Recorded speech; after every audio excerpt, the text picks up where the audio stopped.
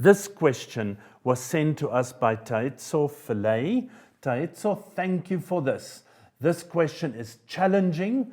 It deals with tangents to curves, and the tangent that we have to find, but they don't give us the point. They gave us a variable a. Let's have a look. The question says, we have a function f of x which is equal to x squared.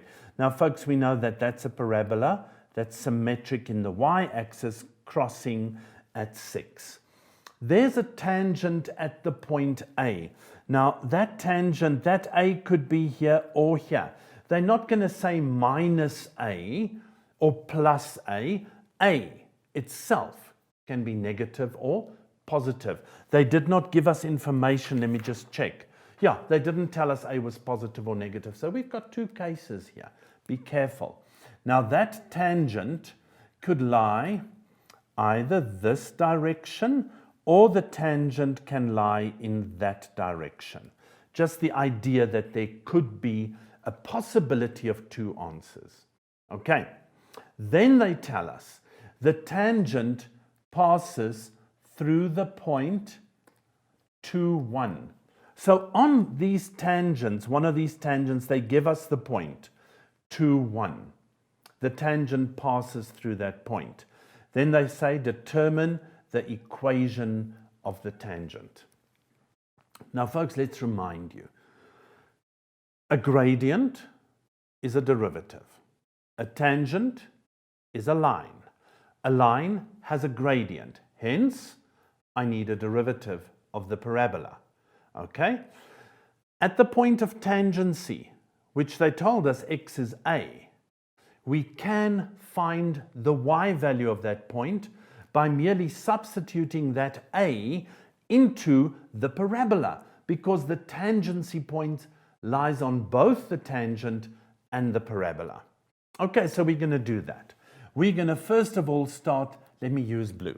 We're going to start by saying, okay, the gradient of this tangent is the derivative of the function in the point A. Now you're going to see how I cheat here.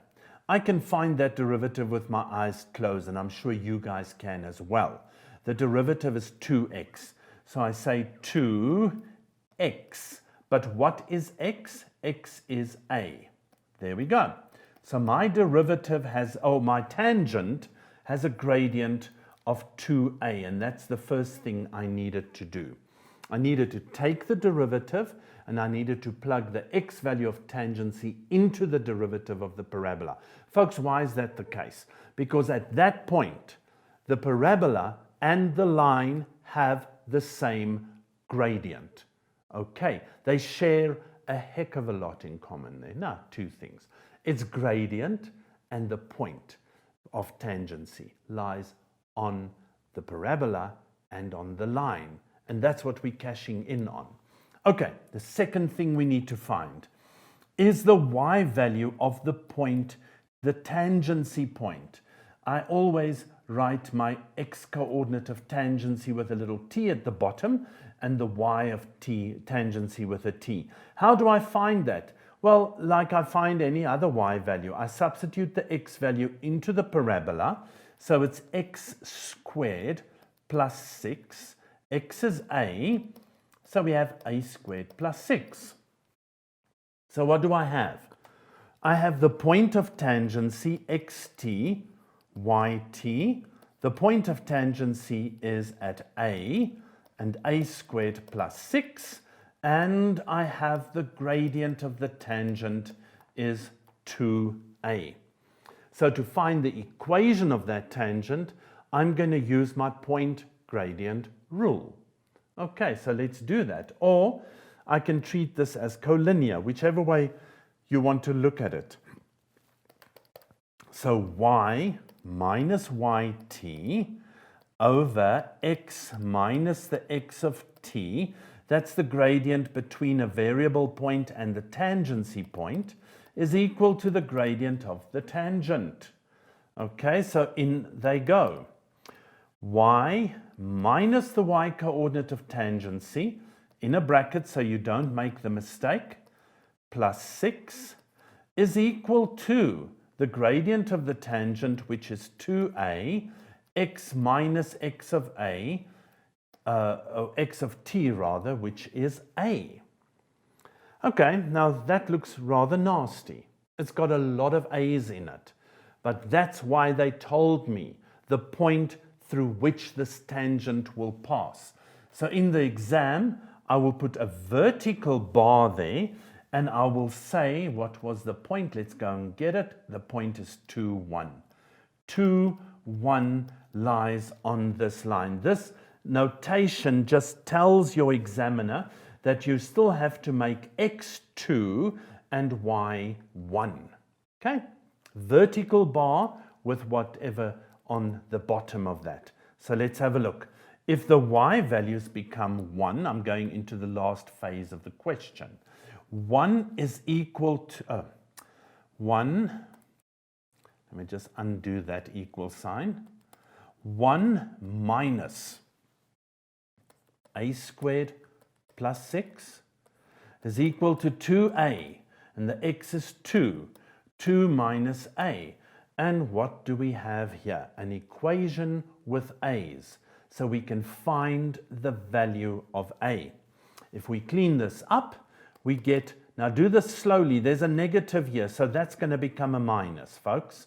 So 1 minus a squared minus 6 is equal to 2a times 2 is 4a minus 2a squared. Okay, I'm going to collect everything on the right hand, to the right hand side of the equal sign. So this becomes positive 2a squared minus a squared leaves us with an a squared. This becomes minus 4a, and what's over here becomes minus 5 is equal to 0. Now that is quite easy. I can see that's a quadratic trinomial. I can now solve for a. This is why this is such a beaut of a question. Okay, if I factorize this one, so I hope this makes sense to you. The factors of that quadratic trinomial, 5 and 1, the biggest one is negative. Okay, so that's what I get. So therefore a equals minus 1, or a is equal to 5. Now in an exam situation, folks, let's be serious. They will tell you a is positive or a is negative, most probably, because you're going to do the same thing twice. If you substitute a back, work out the equation, or substitute 5 back and work out the equation. Okay, so let's go to our function. I'm just going to make space here for us.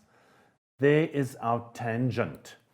Okay, so final phase of this question is y is equal to 2 times a, and a I'm going to use as minus 1 first of all, multiplied by this bracket, x minus this minus 1 becomes a plus 1, and I'm going to take this and move it to the other side. So this is 1 because it is a minus 1 that's squared, plus 1 gives us 7, minus 7 on this side becomes plus 7 on the other side. Okay, so what happens here? I get minus 2x, minus 2 times x, minus 2 times 1 is minus 2, plus the 7 gives me a plus 5 as my one tangent. Okay, now that happened because a became minus 1. Or my tangent, the a could have been a 5.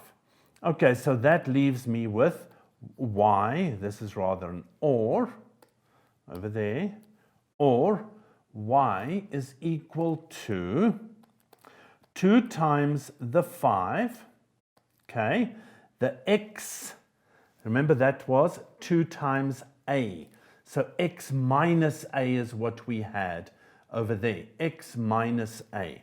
So we get x minus 5. Here we have a minus a that is squared. So that's 5 squared, which is 25, plus 1 minus 31, jump ship, become plus 31 on the other side. So here we have 10x What's this? 10. 10 times minus that gives me minus 50 plus 31, and that gives me minus 21. And there's the two tangents. Now, as I said in an exam, they will limit it to one of the two. Because, folks, let's face it, at the end of the day, you're going to do the same thing twice there. So you'll get your answers for A and then eliminate one of them based on whether they said A is positive or negative. So, Taetso, thank you for this question. It was absolutely beautiful.